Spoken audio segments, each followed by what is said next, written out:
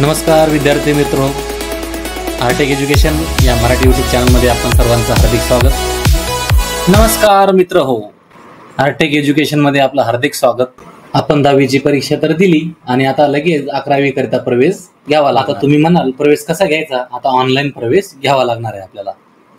याविषयी अधिकृत अधिसूचना आलेली असून त्याविषयी माहिती आपण घेणार आहोत।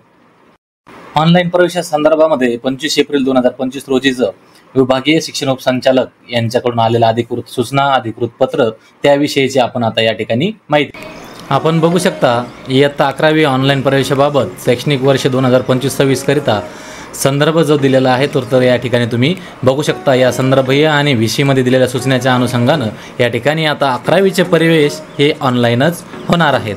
उपरोक्त संदर्भ विषयाने जर आपण लक्षात घेतलं तर शैक्षणिक वर्ष 2025-26 पासून महाराष्ट्र क्षेत्रातील सर्व मान्यताप्राप्त जे काही माध्यमिक शाळा आहे, कनिष्ठ महाविद्यालय आहे, इयत्ता 11वीचे जे प्रवेश आहे तर ते केंद्रीय ऑनलाईन प्रवेश पद्धतीनेच करण्यासंदर्भामध्ये सूचना आहेत। आणि हो, या ठिकाणी जे काही 11वीचे ऑनलाईन प्रवेश आहे तर ह्याची कालावधी जो दिलेला आहे तो उद्यापासून म्हणजे 1 मे 2025 पासून ते 10 मे 2025 या कालावधीमध्ये उच्च माध्यमिक महाविद्यालय, कनिष्ठ महाविद्यालय ऑनलाईन नोंदणी पूर्ण करणे गरजेचे आहे।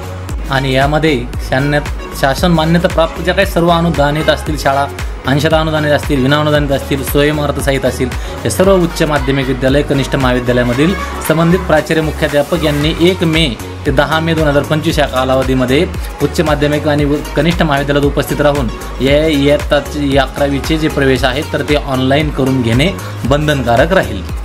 आणि हो, तुम्ही या चॅनलला जर नवीन असाल तर नक्की सबस्क्राईब करा आणि इतरांनाही चॅनल शेअर करा। आणि या प्रवेशासाठी सर्व माध्यमिक विद्यालय, कनिष्ठ महाविद्यालय यांच्या यादीमध्ये जे काही यादी प्रसिद्ध झालेले आहे त्याच्या सर्व प्रवेश क्षमताची आणि शाखांची तुकड्यांची तपासणी केली जाणार आहे। या संदर्भामधलं हे स्पष्ट पत्र आहे।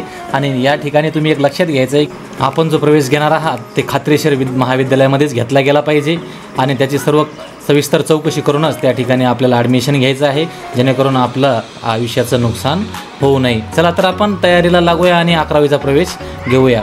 या ठिकाणी आणखीनही तुम्ही या चॅनलला जर नवीन असाल तर सबस्क्राईब करून नक्कीच लाईक करा। व्हिडिओ कसा वाटला त्या संबंधी कमेंट करा। धन्यवाद। जय हिंद, जय महाराष्ट्र।